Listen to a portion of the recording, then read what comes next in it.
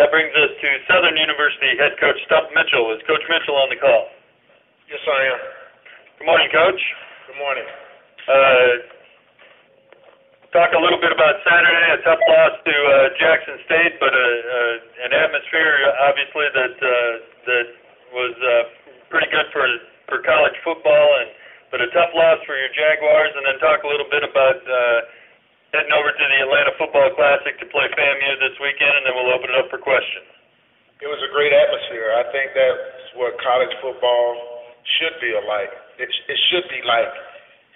Unfortunately, at most black colleges, that's not the case every weekend and week out, and we really do need that.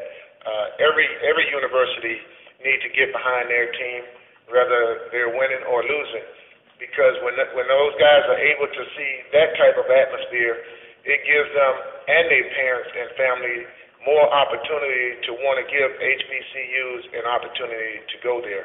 I commend Coach Comagee and his team. They did a fantastic job. I thought they brought some fans with them that helped us sell out our stadium and help our athletic department, as well as what we do when we go there to play them to help their athletic department as well. Talk a little bit about Florida A&M, what you've seen maybe from them, and a chance to play in another classic down in Atlanta.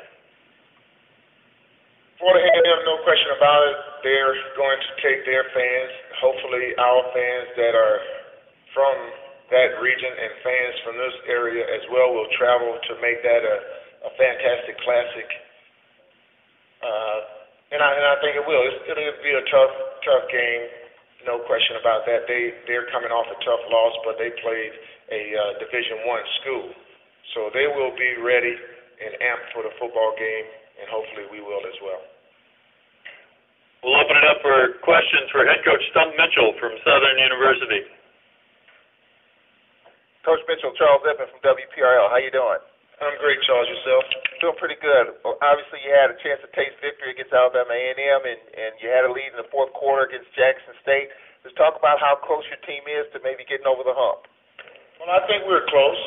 We still had too many penalties this third ball game and too many turnovers this third ball game to be successful against a team like Jackson State. I don't think Coach Comagee is going to have a problem finding a job if they don't sign him to a contract. I think they probably need to go ahead and do it because he's a fantastic coach.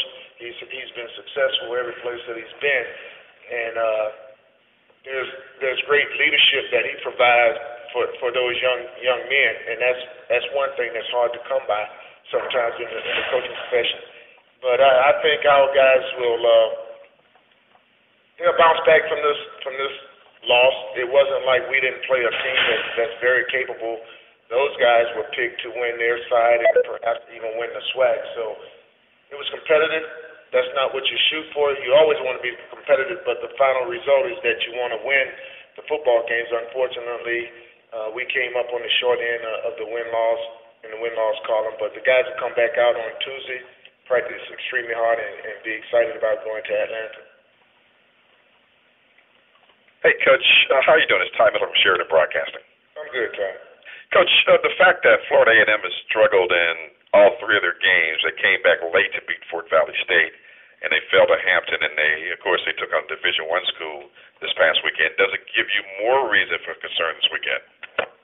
No, it doesn't give me any more reason for concern. I'm only concerned about my football team, the way we play.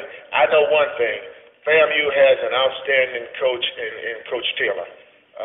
Coach Taylor is probably one of several coaches that have coached at HBCUs that could have coached at a major college or could have coached in a professional football league, given him the chance, and if that was his goal and desire. So I know the type of man that he is. I know the type of football team that he's going to bring.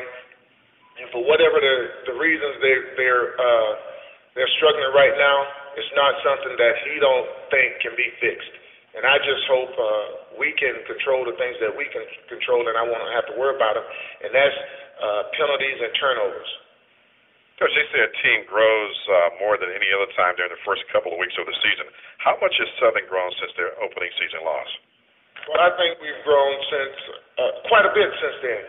Unfortunately, we made some mistakes this past weekend. And I'll tell you what, I would like to commend these officials. They're always getting blamed for stuff. But let me tell you, that was one heck of an officiated football game. I questioned those guys several times. And just the politeness of them to give me the answers that I need to satisfy me as a football coach. I thought those guys did an outstanding job in an atmosphere where it could have been they could have been blamed for some things, but they did an outstanding job, man. And I think we've grown as a football team. We know we have to eliminate some of the things that we do to adversely affect the outcome of our games. Coach, how do you feel about going into Atlanta, bringing Southern down there, and also taking another team like FAMU? I feel good about it because we recruit that area. It gives us an opportunity to let some of these young men see that we're going to go back into their hometown and play. So that's good from the standpoint of recruiting. This is good from the standpoint that our fans love to travel to Atlanta. They love to play against FAMU, be it in Baton Rouge or Tallahassee. And now to have a neutral site where it's really home for both teams, it's going to be a battle to see which program can get the most fans out. And I hope neither program fans are concerned about the record of the two teams, but come out and support. Thank you, Coach. Coach, talk a little bit about the emergence of Jamie Payton. He had a big game with 11 tackles and accounted for 3 turnovers and a sack.